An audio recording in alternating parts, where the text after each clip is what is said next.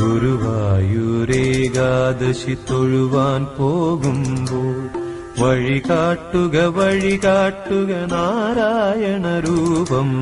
തളരുമ്പോൾ ആത്മാവാം പശുവേ നിന്നാവിൽ അമൃതം പോലൂറിയിടുക നാരായണ നാമം, ഹരിനാരായണ നാമം.